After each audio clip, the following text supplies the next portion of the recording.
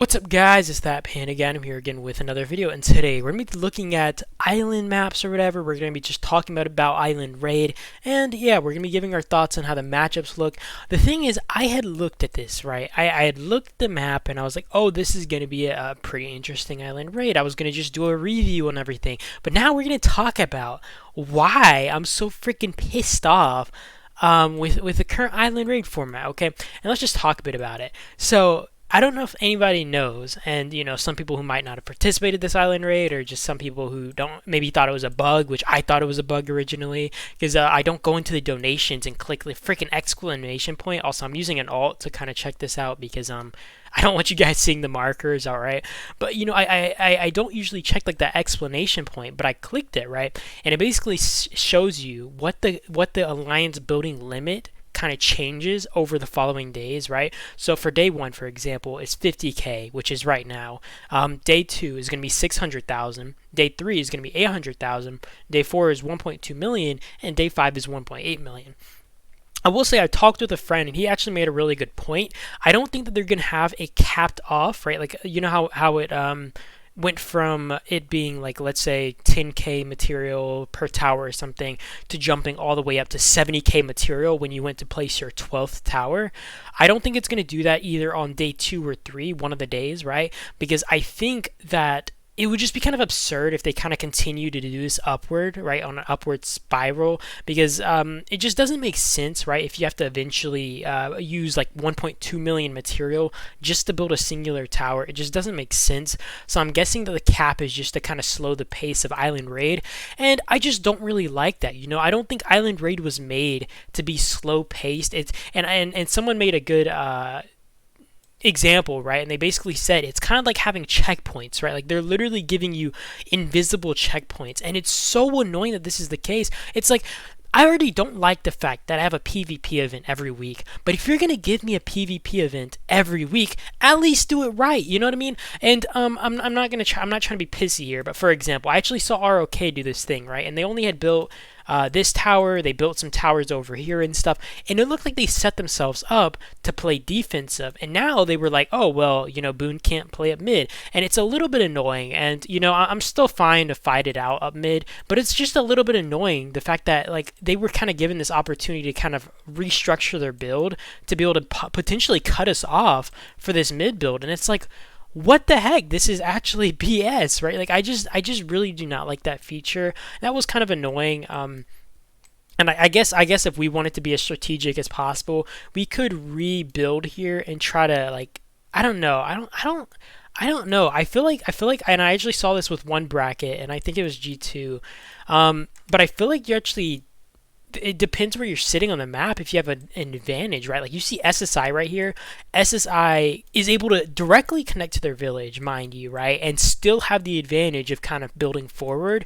And they're only I think it's like 2 towers off of mid, whereas HMB over here, right? And to be completely fair, they could maybe give up the village, and this might give them a little bit of leeway. But even then, it's like, why is SSI allowed to directly connect to the village, be able to bump up, let's say like 2 towers or something, right? Like, they're able to dodge maybe a tower build, whereas HMB, even if they didn't do that one, if they didn't connect to the 6, they're at least a tower or 2 behind SSI, and it's like, depending on where you're sitting on the map, you're just at a disadvantage, and that's a little bit scuffed, that's a little bit annoying, and I honestly feel for alliances who get that situation. Either way, we're going to be talking a bit about how the bracketing is.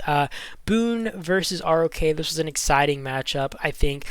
We did do a merger with SSI and DHX. It wasn't all of them, obviously, because we didn't have, like, for example, SafeMe. I think SafeMe's in G3. You have a bunch of SSI members, obviously, still in their alliance.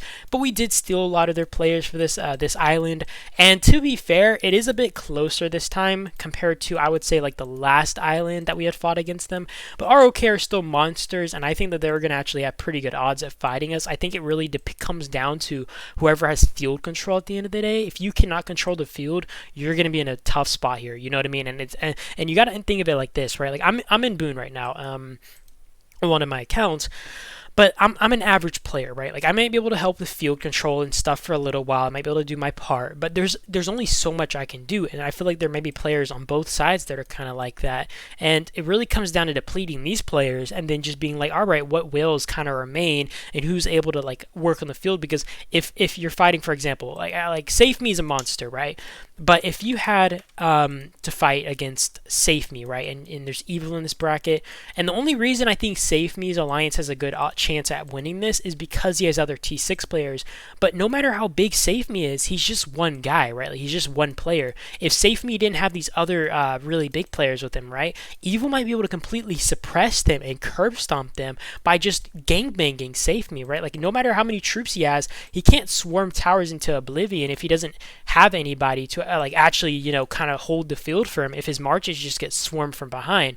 So it's kind of like a situation like that. You really need to be able to kind of dominate the field, and it's really just going to come down to whoever's able to dominate the field. I'm not really sure how this is going to turn out. I would like to obviously assume that we're going to win, but I don't know, man. You never know with ROK. They're a really strong group, and this is going to be a tough island for us. I am looking forward to it. Hopefully it doesn't tower cap you on day 2, because that would be so annoying. Like imagine, for example, when ROK was kind of built around this level 7, imagine we pushed, right, and we managed to connect to them, and we managed to break 1 or 2 of their towers, and we pushed them back and we built into them, right, and then they're like, all right, well, you're tower capped for the day. Like, what the hell, man? What the hell? And then ROK can either play as flexible as they want, or they can just sit there and basically slap their butts and laugh at us like, okay, well, I'll see you guys tomorrow. You guys can come for us, right? Like that's such an annoying thing, an annoying way to pursue people. It's just so annoying. And I saw it with one bracket, something that kind of made me laugh, and I think it was, yeah, okay, it's G4. This is right before reset, and I wasn't able to record today, right? But I wanted to make sure I was able to record before reset.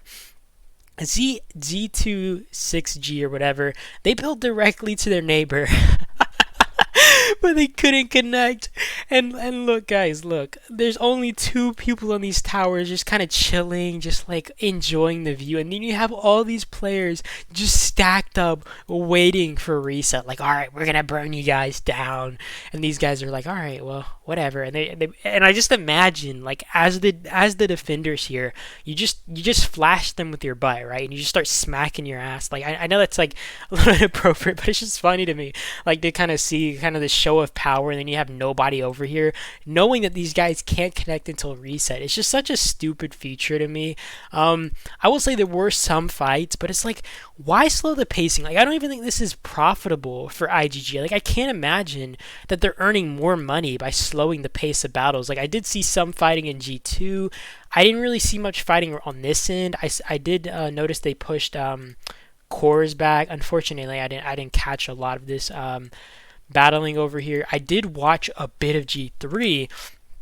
And another thing, for example, I was talking to my friend in HAO, and he was like, oh, this would have been the perfect time to push evil because they were offline. And it's like, you know, it's just like you're literally restricted to what you can do here. And it's so annoying. Like, imagine being the most active alliance or most prepared alliance, right? And you would maybe have the chance at cutting off your enemy, maybe building up to mid, whatever the case is, but you're not able to do that, and you're forced to have, I would say, a quote-unquote even fight up mid. But it's like, you know, if your alliance is built around activity, built around the speed, built around just being complete, you know, and it's like, if you're built around this manpower, you should be able to take advantage of that when you're kind of going into these islands. I just think it's kind of stupid to kind of try to control the pace of these battles by slowing it down. Like, I understand that with you know, our AR, right?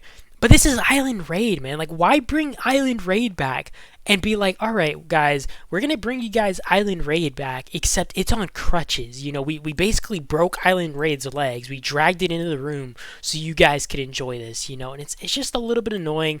I don't like it that much. Either way, let's look at G2, actually. We talked a bit about G1, not a lot. I think, like, G1's just kind of like, feels bad for all the spectating alliances, really. I think G2 is tough because we've talked about this many other times when we looked at Island Raid in the past, right? And we've seen this situation. And HMB is the ultimate powerhouse here, obviously, being around 20 billion, 19, 20 billion, right? And then you have all these other alliances around the map. 8 billion. You got Nude at, what is it, 9 billion. SSI I think is 11 billion, 12 billion, yeah, whatever the case, right? And it's just so sad, kind of, to me at least, that it's kind of like this, because you gotta think of it like this, right? You can hypothesize maybe all the alliances will gang up and work together to be H and B, which would be honestly an amazing watch, and I think H and B would probably have a lot of fun with that as well, right?